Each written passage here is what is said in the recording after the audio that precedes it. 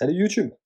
Donc, à la suite de la réception des différentes pièces du TEC 41 Lite Sport, je vais faire l'upgrade. Donc j'ai piste en masse variable, la tête avec air brake moyen, je vais mettre Silverback, je laisse tomber la faceless, impossible de dévisser la tête du piston masse variable ni celui d'origine, donc faceless je laisse, celle de Silverback fera très bien le job. Je prends l'air brake moyen.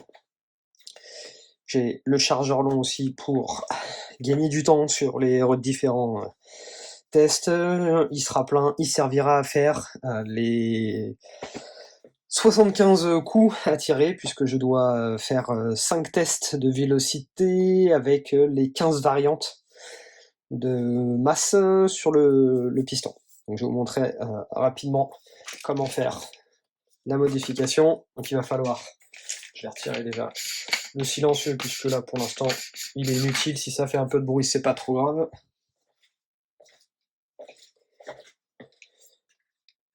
Et donc, hop, voilà. Donc, de quoi retirer. Je vais retirer la sécurité aussi. Le spring guide stopper, donc ce qu'il faut c'est retirer la vis qui est juste derrière. De toute façon c'est la seule qui a un pas de vis pour cette clé là. On visse un petit peu, ça sert à rien d'aller trop loin. C'est juste qu'il y ait quelques tours pour que le pas de vis soit pris. Vous voyez, ça se retire vraiment tout seul. Bien attention mes plats, toujours vers le canon. On appuie sur la queue de détente et on va retirer directement le cylindre. Et donc ensuite on retire soit avec la clé d'origine. Clairement j'ai pris une clé de 10 de chez Leroy Merlin, ça fait largement le job. Bon, moi est ajouré pour laisser passer le nozzle. Attention parce qu'il y a le ressort, donc pas mal de pression. Hop, voilà. Il part tout seul. Donc piston normal, là, on se le met de côté. Et on va pouvoir ouvrir le piston masse variable. On va le mettre dans l'autre sens. Hop. Et donc il y a des poids en acier et en aluminium. Oh, la différence. La différence. Et donc, selon les chiffres de Silverback, je vais prendre directement les datas. Je les ai sous les yeux. Le poids en aluminium 8,2 grammes contre le poids en acier 24,2 grammes. Okay. Donc toutes les masses sont référencées sur le tableur Excel. Il faut vraiment faire l'ensemble des tests pour être propre. Il y a donc un peu de graisse. C'est vraiment un peu. Je tiens à dire un peu. Le piston. Donc il faut retirer directement à l'arrière. Hop. Et on va pouvoir. Non, je vais le laisser. Je vais le laisser comme ça. On va le faire à vide pour commencer. Donc l'outil pour visser, on le voit percer. Il n'y aura pas besoin de serrer fort pour le coup. Juste le maintenir. Être sûr qu'il ne bouge pas. Par contre, moi je vais faire les tests tout de suite. Avec. Hop, il suffit juste de retirer. Et ça se reclipse tout aussi vite. Voilà, ça y est. La tête est mise. Je ferai tous les tests directement avec. Donc le ressort 90 Newton. Le piston masse variable, tête air brake. Tête air brake d'ailleurs.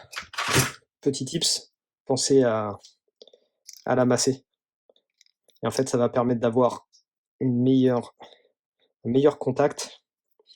Juste la faire chauffer un petit peu et au moins ce sera parfait pour gagner en étanchéité.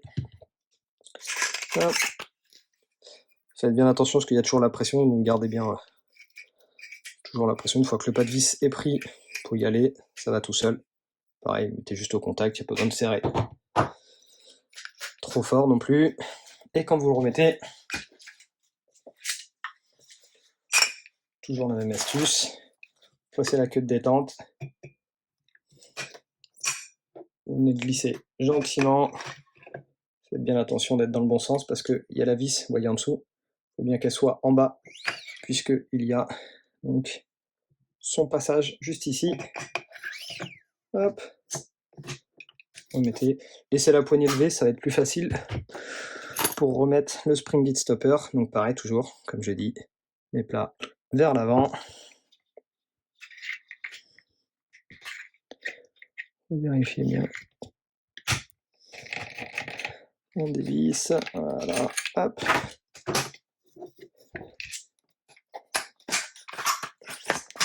On fait un petit test. Voilà, donc c'est bon, ça fonctionne. Je vais pouvoir mettre les vis. Tac. Et on va commencer les tests. J'ai mis aussi la molette de réglage. Le temps que je fasse les tests, je vais vous mettre la vidéo de montage.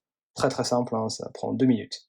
Et vous allez voir, et je fais les premiers essais au chronie à la 0,43. On va voir ce que ça donne. Faire l'ensemble des tests. Je vous dis 75 tirs, 5 tirs par masse, et on va ajouter au fur et à mesure une masse en alu, 2, 3, etc. Je vais toutes les faire à la suite et monter jusqu'à 4 masses en acier et faire les différentes variantes pour voir l'ensemble de la courbe. Et je vous remets ça juste à la fin. Je vais juste reprendre le reset clean data. Voilà. Et je vais vous montrer quelques tirs. C'est parti!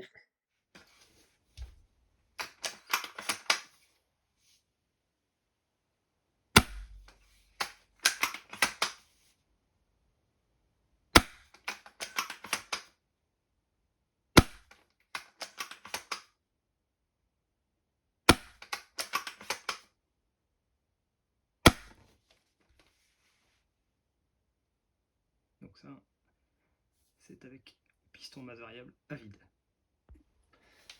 On va prendre avec une masse en aluminium.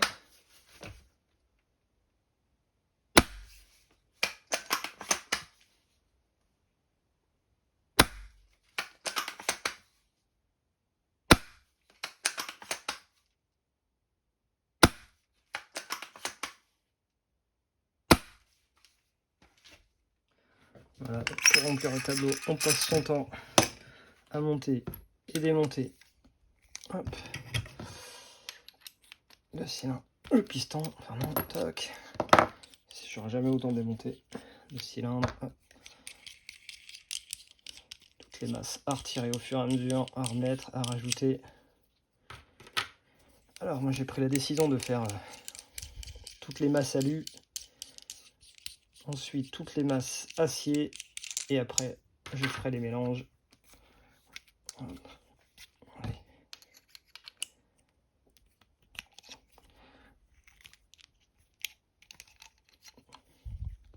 Voilà. Ça en fait de la manutention, mais c'est pour la bonne cause. Donc je vous mettrai une vue du tableau, que vous ayez une idée du résultat. Par contre, qu'on soit bien d'accord, c'est valable pour ma réplique, c'est pas valable pour toutes les répliques. Et donc on va pouvoir passer aux masses acier. C'est parti! Donc pour moi, comme on peut le voir, la masse qui est la plus intéressante, c'est celle qui possède donc une bague en acier et une bague en aluminium. J'arrive à 1,9 joules de moyenne. Donc là j'ai enchaîné tous les tests. Je vais pas retester d'éventuelles étanchéités ou autres ou co-caisse. J'ai eu des écarts de FPS sur 5 tirs qui allaient grosso modo de 1,8 à peu près 6, donc ça reste relativement propre. 1,8, ça a été tip top. Je pense que c'est quelque chose qui est atteignable assez facilement. Et après, voilà, les quelques variations que j'ai eues, je pense, sont un peu à prendre avec des pincettes. Mais je vais retester quelques tirs à une masse acier, une masse alu, voir si je maintiens ces FPS là ou pas, ou si je change et que je tombe un petit peu en puissance, en joule. Je vois j'ai un acier, deux alu qui peuvent avoir un bon rendu. Faut que je voilà la différence, la régularité. Ça va être surtout ça qui va primer pour moi, au-delà d'atteindre strictement les 2 joules. Je me dis qu'avec un airbrake potentiellement ou plus court ou plus long, ça peut être à retester. Là j'ai mis le moyen par convention, mais je pense que je retesterai, voir ce que ça donne. Après, voilà, les résultats sont ce qu'ils sont. 1,9 ou 1,86, l'un ou l'autre me conviennent très très bien. Le tout c'est que je sois légèrement en deçà des 2 joules.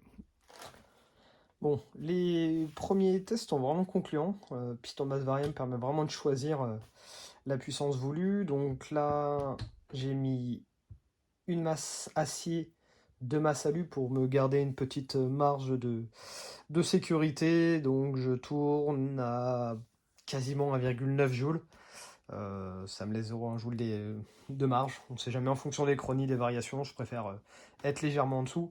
Par contre, j'ai refait quelques tests. La régularité est excellente. Je suis à plus ou moins 2 FPS d'écart. Me convient parfaitement. La trajectoire a l'air d'être bonne. À confirmer sur le stand de tir. Je ferai les tests, je vous montrerai à la suite. Mais par contre, gros changement, c'est le son, clairement. Le silencieux joue beaucoup, mais le piston masse variable aussi. Puisque le piston étant un peu plus lourd, franchement intéressant à tester en partie et voir s'il y a quelques petits réglages. La molette du Hop-Up Advanced est intéressante aussi, pareil, à voir ce que ça va donner sur le terrain, mais franchement très très propre. Pour une réplique, clairement à 200 €, avec plus ou moins le même tarif en upgrade. Allez, on va pousser le vice. À 500 €, vous avez une réplique complète. Donc la réplique, chargeur long, les upgrades, le silencieux, la lunette, aux petits oignons. Que demander de plus? Il y a des AEG de base qui sortent à des tarifs bien plus chers que ça. Ça permet de tester le snipe dans de réelles bonnes conditions. Enfin, franchement, je suis vraiment bluffé. Et c'est extrêmement léger. Je suis clairement à moins de 3 kg. J'ai de quoi emporter 110 billes, plus le chargeur d'origine qui est lui donc en 48 billes. J'ai plus de 150 billes pardon, avec moi sans compter la rampe.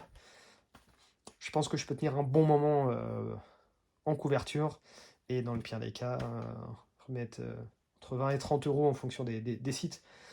Un deuxième chargeur long et vous tenez la journée, hein. Vous pouvez tenir un siège complet à vous tout seul. Donc franchement, vraiment très très propre, très léger, résistant. Franchement, je suis assez bluffé, vraiment bluffé. Et puis, plus qu'à tester, voir ce que ça donne sur le stand de tir à l'arc et en partie, et je vous redis ça. Allez, à bientôt, ciao!